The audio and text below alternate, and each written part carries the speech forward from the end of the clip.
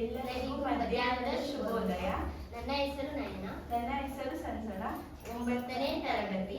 ಈ ದಿನ 9ನೇ ತರಗತಿಯ ಸಮಾಜ ವಿಜ್ಞಾನದಲ್ಲಿ ಚಟುವಟಿಕೆಯಾಗಿ ನಾವು ರಸಪ್ರಶ್ನೆ ಕಾರ್ಯಕ್ರಮವನ್ನು ಹಮ್ಮಿಕೊಂಡಿದ್ದೇವೆ. ಈ ರಸಪ್ರಶ್ನೆ ಕಾರ್ಯಕ್ರಮದಲ್ಲಿ ನಮ್ಮ ತರಗತಿಯ ವಿದ್ಯಾರ್ಥಿಗಳಿಗೆ 4 ತಂಡಗಳನ್ನಾಗಿ ಮಾಡಿದ್ದೇವೆ. ಮೊದಲನೇ ತಂಡದ ಹೆಸರು ಬಸವಣ್ಣ, 2ನೇ ತಂಡದ ಹೆಸರು ಮಧ್ವಾಚಾರ್ಯರು, 3ನೇ ತಂಡದ ಹೆಸರು ರಾಮಾನುಜಾಚಾರ್ಯರು, 4ನೇ ತಂಡದ ಹೆಸರು ಶಂಕರಾಚಾರ್ಯರು. ಈ ರಸಪ್ರಶ್ನೆ ಕಾರ್ಯಕ್ರಮದ ನಿಯಮಗಳಂದ್ರೆ, ಈ ರಸಪ್ರಶ್ನೆ ಕಾರ್ಯಕ್ರಮದಲ್ಲಿ ಮೂರು ಸುತ್ತಿರುತ್ತೆ. ಮೊದಲನೇ ಸುತ್ತಿಗೆ ಪ್ರತಿಯೊಂದು ತಂಡಕ್ಕೂ ಒಂದೊಂದು ಕ್ವಶನ್ ಇರುತ್ತೆ. ಅದರಲ್ಲಿ ಅವ್ರಿಗೆ ಸರಿ ಉತ್ತರ ಹೇಳಿದ್ರೆ ಅವ್ರಿಗೆ 10 ಮಾರ್ಕ್ಸ್ ಬರುತ್ತೆ. ಅವ್ರು ಪಾಸ್ ನೀಡಿದ ತಂಡಕ್ಕೆ 5 ಮಾರ್ಕ್ಸ್ ಇರುತ್ತೆ. ಎರಡನೇ ಸುತ್ತಲ್ಲಿ ಪಿಕ್ಚರ್ಸ್ ನ ತೋರಿಸ್ತೀವಿ ನಾವು. ಅಂದ್ರೆ ಈಗ ನಾವು ಒಬ್ರು ಪಿಕ್ಚರ್ಸ್ ತೋರಿಸ್ತೀವಿ, ಅದರಲ್ಲಿ ನೀವು ಅದು ಯಾರು ಅಂತ ಅವ್ರ ಹೆಸರು ಹೇಳ್ಬೇಕು. ಅದರಲ್ಲಿ ನೀವು ಸರಿ ಹೇಳಿದ್ರೆ ನಿಮಗೆ ಕೂಡ 10 ಮಾರ್ಕ್ಸ್ ಇರುತ್ತೆ. ಪಾಸ್ ನೀಡಿದ್ರೆ 5 ಮಾರ್ಕ್ಸ್ ಇರುತ್ತೆ. ಮೂರನೇ ಸುತ್ತಲ್ಲಿ ನಾವು ನಿಮಗೆ 30 ನಿಮಿಷ ಟೈಮ್ ಕೊಡ್ತೀವಿ. 30 ಸೆಕೆಂಡ್ ಟೈಮ್ ಕೊಡ್ತೀವಿ. ಒಂದೊಂದು ತಂಡಕ್ಕೂ 5 ಕ್ವಶನ್ ಕೇಳ್ತೀವಿ. ಒಂದೊಂದು ಪ್ರಶ್ನೆಗೂ 5 ಮಾರ್ಕ್ಸ್ ಇರುತ್ತೆ. ಅಂದ್ರೆ ಒಂದೊಂದು ತಂಡಕ್ಕೆ 25 ಮಾರ್ಕ್ಸ್ ಟೋಟಲ್. ನೀವು ಸರಿ ಹೇಳಿದ್ರೆ 25 ಮಾರ್ಕ್ಸ್ ನಿಮಗೆ ಬರುತ್ತೆ, ಪಾಸ್ ಇರಲ್ಲ. ಹಂಗೆ ಪ್ರತಿಯೊಂದು ತಂಡಕ್ಕೂ 25 ಮಾರ್ಕ್ಸ್. ನೀವು ಎಲ್ಲದಕ್ಕೂ ಉತ್ತರ ಸರಿ ಹೇಳಿದ್ರೆ ನಿಮಗೆ 25 ಮಾರ್ಕ್ಸ್ ಬರುತ್ತೆ. ನೀವು ಎಷ್ಟು ತಪ್ಪು ಹೇಳ್ತೀರಾ ಅಷ್ಟು ಮಾರ್ಕ್ಸ್ ಕಳ್ಕೊಂತೀರಾ. ಈಗ ಈ ರಸಪ್ರಶ್ನೆ ಕಾರ್ಯಕ್ರಮವನ್ನು ಸ್ಟಾರ್ಟ್ ಮಾಡಿ.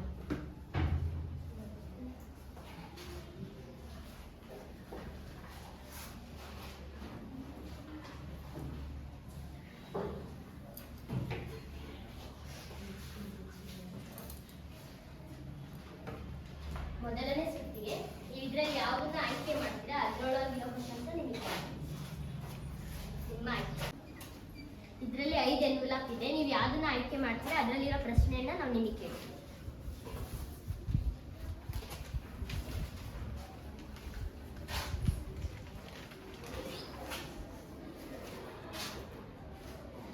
ಮೊದಲನೇ ಟಿವಿಗೆ ಬಂದಿರೋ ಪ್ರಶ್ನೆ, ಕರ್ನಾಟಕವು ಭಾರತದ ಡ್ಯಾಶ್ ಭಾಗದಲ್ಲಿದೆ.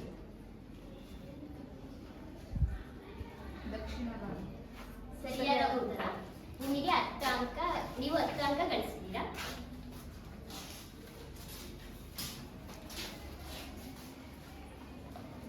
ಈಗ ಎರಡನೇ ತಂಡಕ್ಕೆ ಪ್ರಶ್ನೆ, ನೀವು ಯಾವ್ದನ್ನ ಆಯ್ಕೆ ಮಾಡ್ತೀರಾ ಅದು ನಿಮಗೆ ಕ್ವಶನ್ ಬರುತ್ತೆ.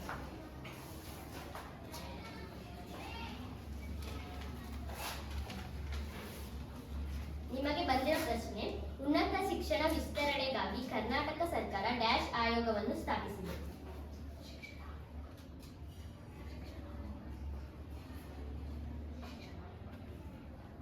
ಶಿಕ್ಷಣ ಆಯೋಗ. ತಪ್ಪಾದ ಉತ್ತರ. ನಿಮಗೆ ಪ್ರಶ್ನೆ, 3ನೇ ತಂಡಕ್ಕೆ ಪಾಸ್. ಉನ್ನತ ಶಿಕ್ಷಣ ವಿಸ್ತರಣೆಗಾಗಿ ಕರ್ನಾಟಕ ಸರ್ಕಾರ ಡ್ಯಾಶ್ ಆಯೋಗವನ್ನು ಸ್ಥಾಪಿಸಿದೆ. ಕರ್ನಾಟಕ ಜ್ಞಾನ ಆಯೋಗ. ಸರಿಯಾದ ಉತ್ತರವನ್ನು 3ನೇ ತಂಡ ನೀಡಿದೆ. ಇದು ಪಾಸ್ ಆಗಿರೋದ್ರಿಂದ ಇವ್ರಿಗೆ 5 ಅಂಕ. ಈಗ 3ನೇ ತಂಡಕ್ಕೆ ನೇರವಾದ ಪ್ರಶ್ನೆ, ನಿಮ್ಮ ಆಯ್ಕೆ.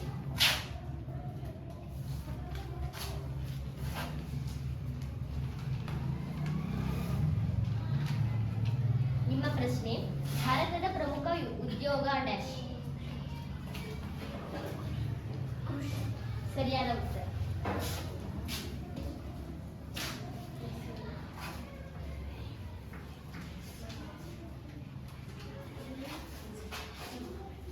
ನಾಲ್ಕನೇ ತಂಡಕ್ಕೆ ನೇರವಾದ ಪ್ರಶ್ನೆ,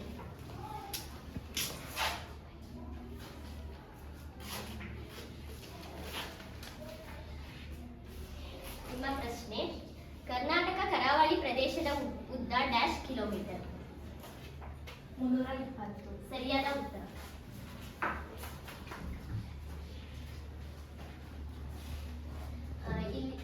ಇಲ್ಲಿಗೆ ಮೊದಲನೇ ಸುತ್ತು ಮುಗಿದಿದೆ. ಈಗ ಮೊದಲನೇ ಸುತ್ತಿನ ಟೋಟಲ್ ನ ನೋಡೋಣ. ಮೊದಲನೇ ಸುತ್ತಿನಲ್ಲಿ ಬಸವಣ್ಣ ಅವರು 10 ಅಂಕವನ್ನ ಗಳಿಸಿದ್ದಾರೆ. ಅವರು ಮಧ್ವಾಚಾರ್ಯರು ಯಾವ ಪ್ರಶ್ನೆಗೂ ಕೂಡ ಉತ್ತರ ನೀಡಿರುವುದಿಲ್ಲ. ರಾಮಾನುಜಾಚಾರ್ಯರು 15 ಅಂಕವನ್ನು ಗಳಿಸಿದ್ದಾರೆ. ಶಂಕರಾಚಾರ್ಯರು 10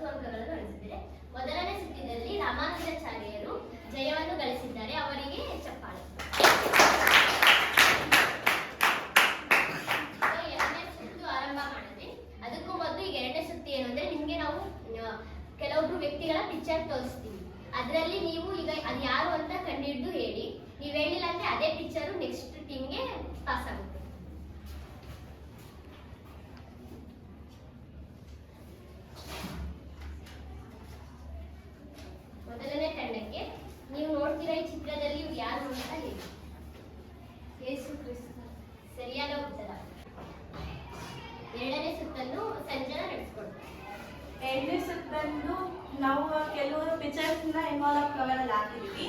ಅದನ್ನ ನೀವು ಇಷ್ಟ ಬಂದಿದ್ದು ಒಂದೊಂದು ತಂಡ ಒಂದೊಂದು ಹಾಕ್ಸ್ಕೊಳ್ಳಿ. ಅದ್ರಲ್ಲಿ ಬಂದಿರೋ ಫೋಟೋ ಅದ್ರ ಹೆಸರನ್ನ ನೀವು ಕರೆಕ್ಟಾಗಿ ಹೇಳಿದ್ರೆ ಲೈಕ್ ಮಾಡಿ.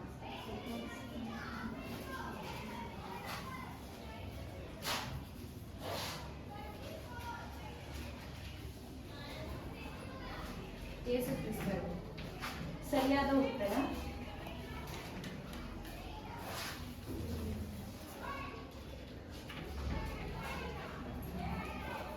ಈಗ ಎರಡನೇ ತಂಡಕ್ಕೆ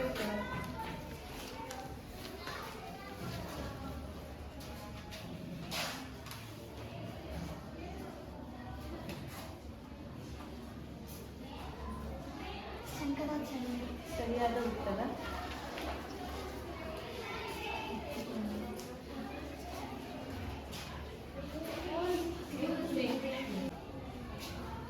ಈಗ ಎರಡನೇ ಸುತ್ತಂದು ನಾವು ಕೆಲವು ಪಿಕ್ಚರ್ಸ್ಗಳನ್ನ ನಿಮ್ಗೆ ಕೊಡ್ತೀವಿ. ಅದನ್ನ ನೀವು ಕರೆಕ್ಟಾಗಿ ಉತ್ತರ ಹೇಳಿದ್ರೆ ನಿಮಗೆ 10 ಮಾರ್ಕ್ಸ್ ಸಿಗುತ್ತೆ.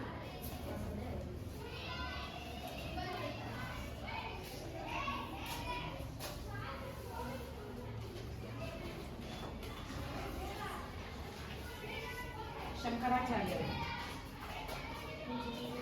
ಸರಿಯಾದ ಉತ್ತರ. ಈಗ ಎರಡನೇ ಪಿಕ್ಚರ್ ಬಂದು ಎರಡನೇ ತಂಡಕ್ಕೆ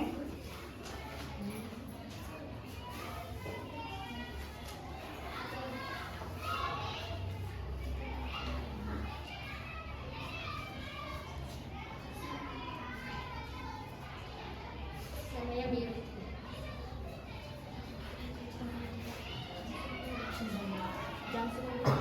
ಸರಿಯಾದ ಉತ್ತರ.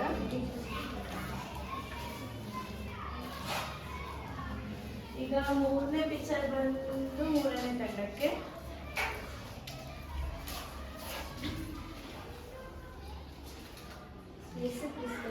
ಸರಿಯಾದ ಉತ್ತರ. ಕೊನೆಯದಾಗಿ ಉಳಿದಿರೋದು 4ನೇ ತಂಡಕ್ಕೆ ಸರಿಯಾದ ಉತ್ತರ. ಎರಡನೇ ಸುತ್ತಿನಲ್ಲಿ 4 ತಂಡಗಳು 10 ಅಂಕಗಳನ್ನು ಗಳಿಸಿ 4 ತಂಡಗಳನ್ನು ಈಕ್ವಲ್ ಆಗಿದೆ. ಈಗ ಮೂರನೇ ತಂಡ ಮೂರನೇ ಸುತ್ತಲ್ಲಿ ಪ್ರತಿಯೊಂದು ತಂಡಕ್ಕೂ 5 ಕ್ವಶನ್ ಇರುತ್ತೆ. ನಿಮಗೆ ಸಮಯ 30 ನಿಮಿಷ 30 ಸೆಕೆಂಡ್.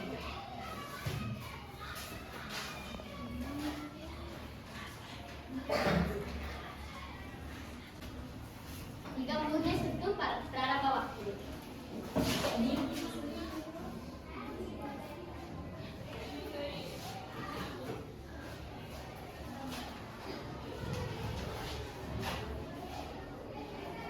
ನಿಮ್ಮ ಪ್ರಶ್ನೆ: ಕರ್ನಾಟಕದ ಪಶ್ಚಿಮ ಘಟ್ಟಗಳ ಭಾಗವನ್ನು ಡ್ಯಾಶ್ ಬೆಟ್ಟಗಳೆಂದು ಕರೆಯುತ್ತಾರೆ.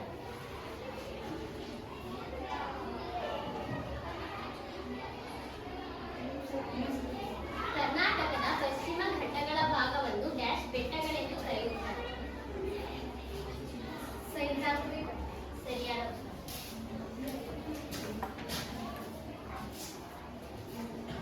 ಎರಡನೇ ತಂಡಕ್ಕೆ ಪ್ರಶ್ನೆ: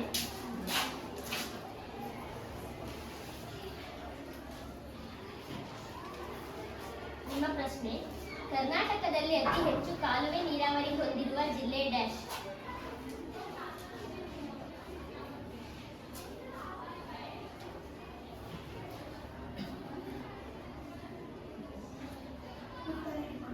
ತಪ್ಪಾದ ಉತ್ತರ. ಮೂರನೇ ತಂಡಕ್ಕೆ ಫಾಸ್ಟ್ ಕ್ವೆಶ್ಚನ್. ಕರ್ನಾಟಕದಲ್ಲಿ ಅತಿ ಹೆಚ್ಚು ಕಾಲುವೆ ನೀರಾವರಿ ಹೊಂದಿರುವ ಜಿಲ್ಲೆ ಡ್ಯಾಶ್. ಸರಿಯಾದ ಉತ್ತರ. ಮೂರನೇ ತಂಡಕ್ಕೆ 5 ಅಂಕಗಳು. ಮೂರನೇ ತಂಡಕ್ಕೆ ನೇರವಾದ ಪ್ರಶ್ನೆ: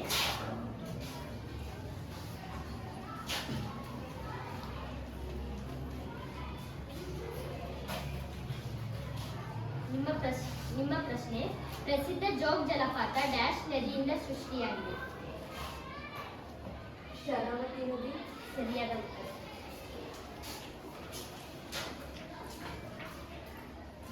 ನಾಲ್ಕನೇ ತಂಡಕ್ಕೆ ನೇರವಾದ ಪ್ರಶ್ನೆ: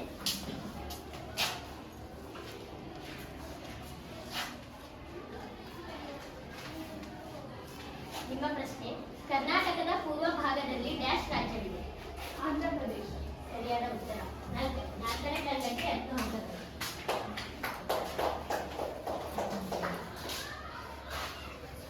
ಮೂರನೇ ಸುತ್ತಿನಲ್ಲಿ ರಾಮಾನುಜಾಚಾರ್ಯರ ತಂಡ 15 ಅಂಕಗಳನ್ನು ಗಳಿಸಿ ಪ್ರಥಮ ಸ್ಥಾನವನ್ನು ಪಡೆದಿದೆ. ಅವರಿಗೆ ಚಪ್ಪಾಳೆ.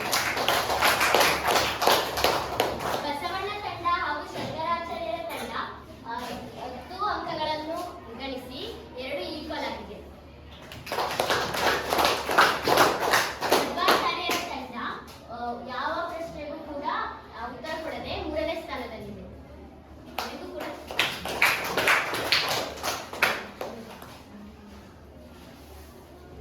ಈಗ 4ನೇ ಸುತ್ತಲ್ಲಿ 5 ಕ್ವಶನ್ ಇನ್ವಾಲ್ವ್ ಕವರ್ಗೆ ಹಾಕಿರ್ತೀವಿ. ಅದರಲ್ಲಿ ನಿಮ್ಗೆ ಇಷ್ಟ ಬಂದಿದ್ನ ನೀವು ಆರಿಸ್ಕೊಂಡ್ಬಿಟ್ಟು 30 ಸೆಕೆಂಡ್ ಅಲ್ಲಿ ಆನ್ಸರ್ ಇಡ್ಬೇಕಾಗುತ್ತೆ. ಮತ್ತೆ ನೀವು ಕೊಟ್ಟಿರೋ ಕ್ವಶನ್ ಅಲ್ಲಿ ತಪ್ಪಾಗಿ ಏನಾದ್ರು ಆನ್ಸರ್ ಹೇಳಿದ್ರೆ ಅದು ಪಾಸ್ ಇರೋದಿಲ್ಲ. ಒಂದೊಂದಕ್ಕೆ 5 ಮಾರ್ಕ್ಸ್ ಇರುತ್ತೆ. ಟೋಟಲ್ 25.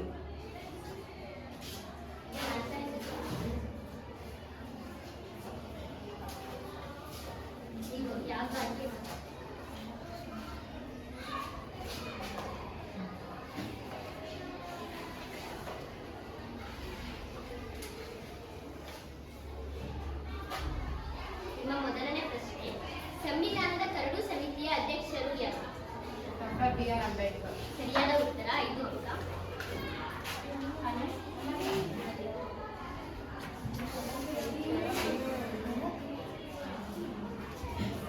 ನಿಮ್ಮ 7ನೇ ಪ್ರಶ್ನೆ, ಮಧುರಾ ವಿಜಯಂ ಬರೆದವರು?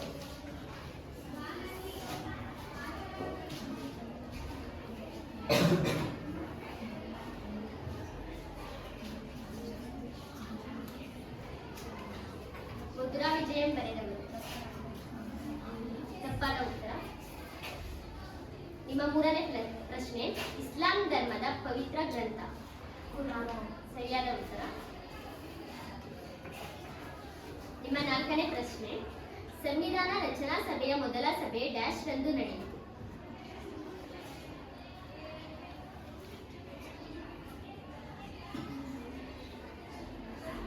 ಆನ್ಸರ್ ಬೇಗ ಹೇಳಿ. 30 ಸೆಕೆಂಡ್ ಇರುತ್ತೆ, ಬೇಗ ಹೇಳ್ಬೇಕು. ಸಂವಿಧಾನ ರಚನಾ ಸಭೆಯ ಮೊದಲ ಡಿಸೆಂಬರ್ 11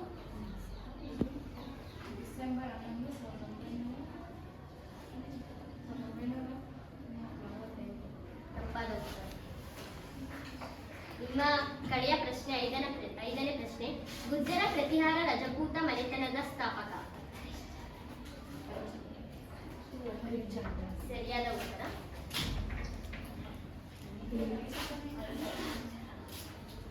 ಈಗ 2ನೇ ತಂಡಕ್ಕೆ, ಈಗ ನಮ್ಮ ಮುಂದಿನ ತಂಡ, ಈಗ 2ನೇ ತಂಡಕ್ಕೆ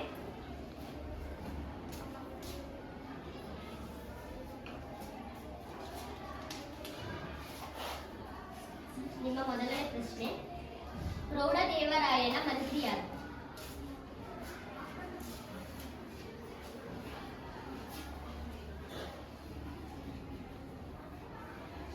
ಬೇಗ ಇರಬೇಕು.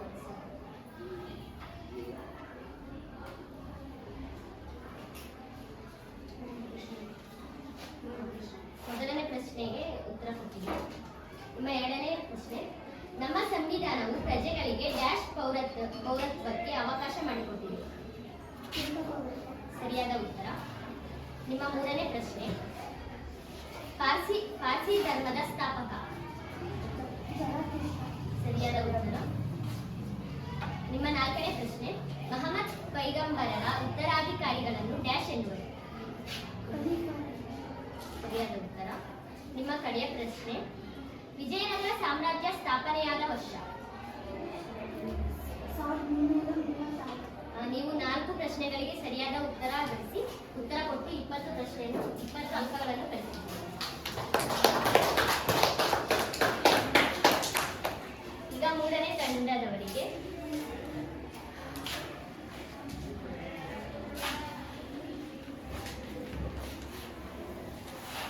ನಿಮ್ಮ ಮೊದಲನೇ ಪ್ರಶ್ನೆ, ಭಾರತವು ಡ್ಯಾಶ್ ರಾಜ್ಯಗಳನ್ನು ಮತ್ತು ಡ್ಯಾಶ್ ಕೇಂದ್ರಾಡಳಿತ ಪ್ರದೇಶಗಳನ್ನು ಒಳಗೊಂಡಿದೆ?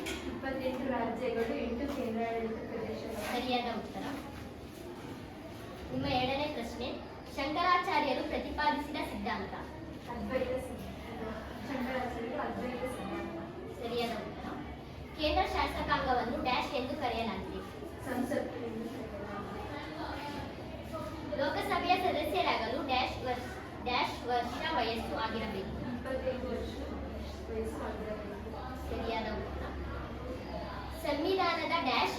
ಡ್ಯಾಶನೇ ವಿಧಿಯಲ್ಲಿ ರಾಷ್ಟ್ರಾಧ್ಯಕ್ಷರನ್ನು ಚುನಾಯಿಸುವ ವಿಧಾನವನ್ನು ಅಳವಡಿಸಲಾಗಿದೆ. 54 ಮತ್ತು 55.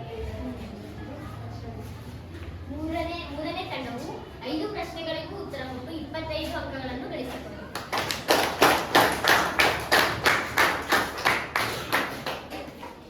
ಈಗ 4ನೇ ತಂಡಕ್ಕೆ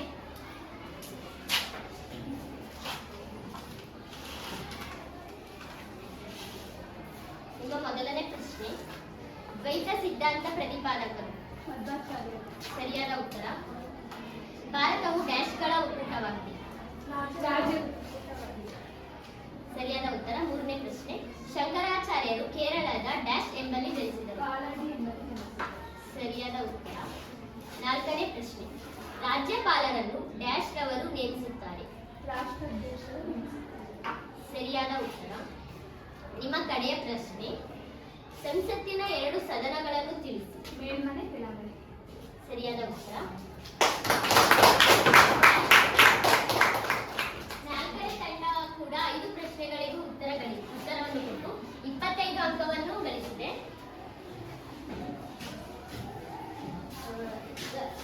4 ತಂಡಗಳು ತುಂಬಾ ಚೆನ್ನಾಗಿ ಭಾಗವಹಿಸಿದೆ. 4ನೇ ಸುತ್ತಿನಲ್ಲಿ ಕೂಡ ಎಲ್ಲರೂ ತುಂಬಾ ಚೆನ್ನಾಗಿ ಭಾಗವಹಿಸಿಲ್ಲ. ಅದರಲ್ಲಿ ರಾಮಾನುಜಾಚಾರ್ಯರು ಮತ್ತು ಶಂಕರಾಚಾರ್ಯರು 25 ಅಂಕಗಳನ್ನು ಗಳಿಸಿ ಸಮವಾಗಿದ್ದಾರೆ. ಮಧ್ವಾಚಾರ್ಯರು 20 ಅಂಕಗಳನ್ನು ಗಳಿಸಿ 2ನೇ ಸ್ಥಾನದಲ್ಲಿದ್ದಾರೆ. ಬಸವಣ್ಣನವರು 15 ಅಂಕಗಳನ್ನು ಗಳಿಸಿ 3ನೇ ಸ್ಥಾನದಲ್ಲಿದ್ದಾರೆ. ಈಗ 5ನೇ ಸುತ್ತನ್ನು ಪ್ರಾರಂಭ ಮಾಡೋಣ.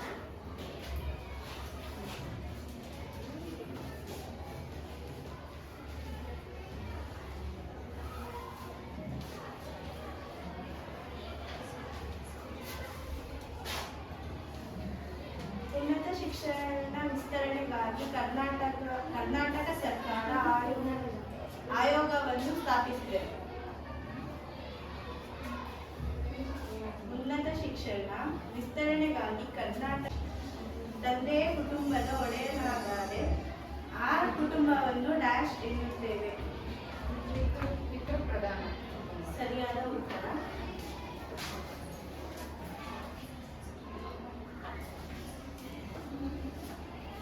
ಎರಡನೇ ತಂಡಕ್ಕೆ ಪ್ರಶ್ನೆ.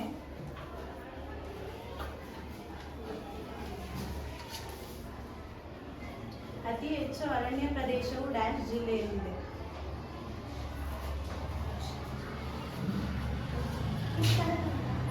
ಸರಿಯಾದ ಉತ್ತರ. ಈಗ 3ನೇ ತಂಡಕ್ಕೆ ಪ್ರಶ್ನೆ.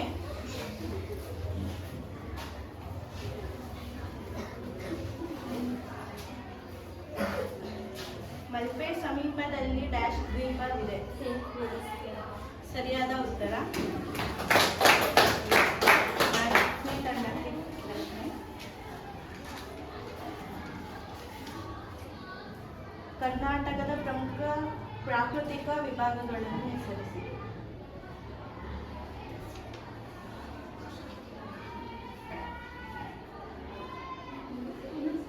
ಕರ್ನಾಟಕದ ಪ್ರಮುಖ ಪ್ರಾಕೃತಿಕ ವಿಭಾಗಗಳನ್ನು ತಿಳಿಸಿ.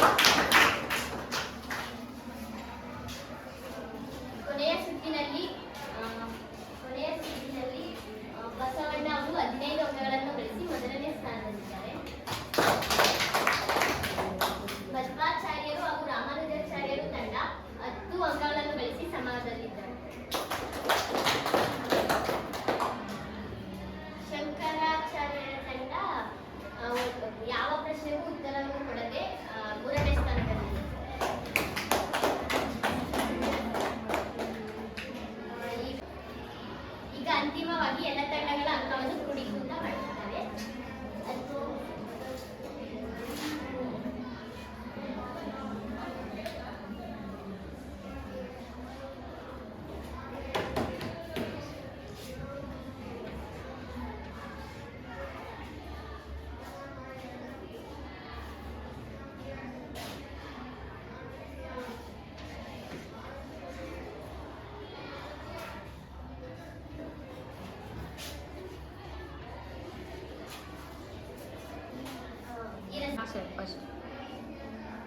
ಅಂತಿಮ ತೀರ್ಪಿನ ಪ್ರಕಾರ ಈಗ 75 ಅಂಕಗಳನ್ನು ಗಳಿಸಿ ರಾಮಾನುಜಾಚಾರ್ಯರ ತಂಡ ಪ್ರಥಮ ಸ್ಥಾನವನ್ನು ಗಳಿಸಿದೆ.